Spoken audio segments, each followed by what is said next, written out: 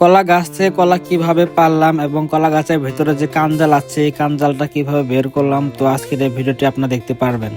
Guys, আপনারা intro দেখে এবং ভিডিও থাম্বনেল দেখে অবশ্যই বুঝে গেছেন যে আজকে ভিডিওটা কি টপিকে হতে চলেছে। গাইস, গ্রামের বাড়িতে আসছি আর গ্রামের বাড়িতে আসার পরে দেখতেছি একটা কলা গাছে কলা ধরেছে এবং পাখি উপর থেকে ঠুকরাচ্ছে। তো পাখির এই ঠুকরানো দেখে বুঝে গেছি যে কলা পেকে গেছে। আর এই কলা পাকার জন্য আমার এক আঙ্কেল ডাক দিয়েছিলাম যে কলা পাড়ার জন্য। তো উনি হাতে করে একটা বাঁশ নিয়ে আসছে আর এনে হচ্ছে কলা গাছকে আটকে দিচ্ছে, কারণ পাশে হচ্ছে একটা বাড়ি। তো বাড়ির উপরে যদি কলা গাছ পড়ে তাহলে তো টিন নষ্ট হয়ে যাবে। টিন যদি নষ্ট না হয় এর কারণে উনি বাঁশ দিয়ে ধরে আছে আর আমি এখান থেকে মাঝখানে কুবাচ্ছিলাম। তো কুবাতে কুবাতে ঠাস করে নিচে পড়ে যায়। তো আমি এখান থেকে ডালগুলো সব সরিয়ে নিয়েছি এবং হচ্ছে কলাকে ওখান থেকে বের করার জন্য ডালগুলো সব কেটে ফেললাম। বিভিন্ন জেলায় এই কলার নাম বিভিন্ন রকম হতে পারে, কিন্তু আমাদের বগুড়া জেলায় এই কলার নাম হচ্ছে সরপিয়াটা কলা, মানে ভেতরে একটু বেশি থাকে। তো এই কলাটা কিন্তু অনেক স্বাদ, অনেক উপকারে আসে মানুষদের।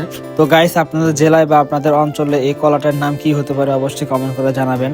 আমি কিন্তু এই কলা গাছের ভেতরে যে অংশটা আছে এই অংশটাকে তুলে নিয়ে আসছি। এটা কিন্তু ভিডিও করতে পারিনি, এর কারণ হচ্ছে যে রোজা থেকে ভিডিও করতে মন চাচ্ছিল না, তারপরে আপনাদের জন্য শেয়ার করার জন্য এই ভিডিওটা করা। তো এখন অনেকে কমেন্ট করতে পারে যে কলা গাছ থেকে কলা পারবে, এটা ভিডিও করে দেখানো লাগে। তো এর কারণটা হচ্ছে যে আমি ডেইলি ব্লগ বানাই, এর কারণে আমি নিত্য নতুন যে কাজগুলো করি এগুলো আপনাদের মধ্যে শেয়ার করি। তো গাইস, আপনারা দেখতে পাচ্ছেন এখানে কলা কিন্তু অর্ধেক পাখি খেয়ে ফেলেছে। গাইস, আপনারা দেখতে পাচ্ছেন যে আমি অলরেডি বাড়িতে চলে আসছি আর এটা কিন্তু আমাদের বাড়ি, এটা হচ্ছে আমাদের খালার বাড়ি আর পাশে উনি হচ্ছে আমার খালা। তো এখন হচ্ছে যে আমি খালা বাড়িতে আসার কারণ হচ্ছে আমরা খালা বাড়িতে ঢাকা থেকে ডাইরেক্ট উঠেছি আর আমাদের বাড়ি এবং খালা বাড়ি পাশাপাশি। তো আমাদের বাড়িটা এখনো উপযুক্ত হয়নি থাকার জন্য, এই জন্য আমরা খালা বাড়িতে উঠে পড়েছি।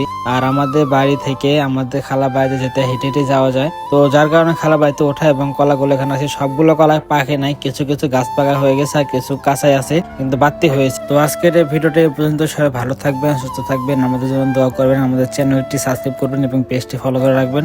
তো টাটা, বাই বাই, আল্লাহ হাফেজ।